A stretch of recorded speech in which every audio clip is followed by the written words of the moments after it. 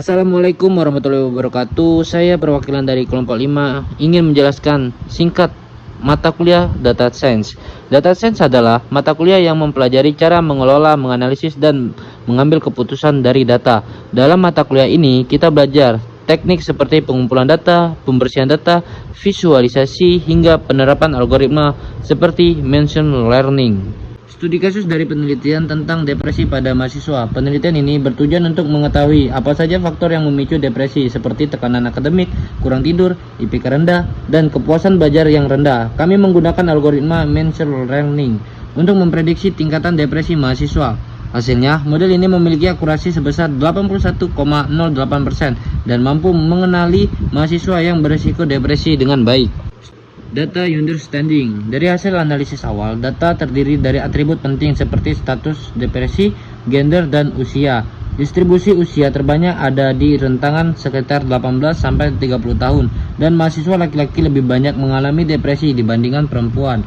Data ini sudah cukup baik dan siap digunakan untuk pemodelan prediksi depresi menggunakan algoritma machine learning. Data processing. Pertama, data dibaca dari file CSV, lalu dilakukan pemilihan atribut yang relevan. Kemudian, data kategori diubah menjadi numerik agar bisa dibaca oleh algoritma. Dan terakhir, data yang tidak relevan atau outlier disaring menggunakan proses filter examples.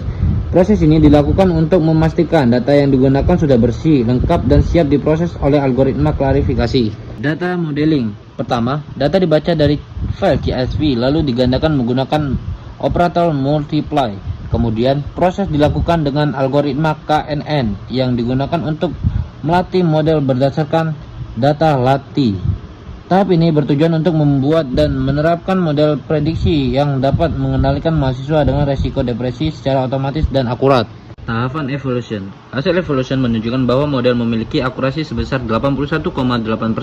Artinya model ini cukup tepat dalam memprediksikan kondisi mahasiswa.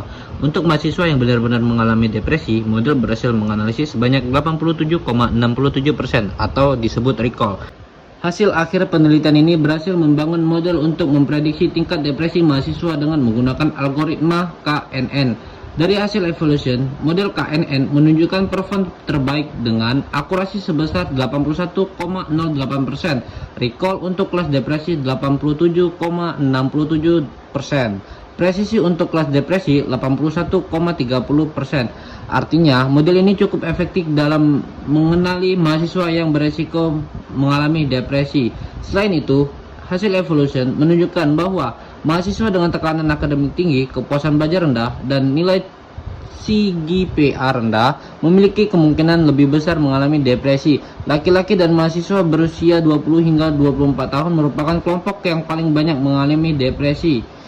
Metode machine learning ini dapat digunakan sebagai alat bantu pendeteksi dini, sehingga pihak kampus bisa melakukan tindakan preventif terhadap mahasiswa yang membutuhkan perhatian khusus dalam kesehatan mental.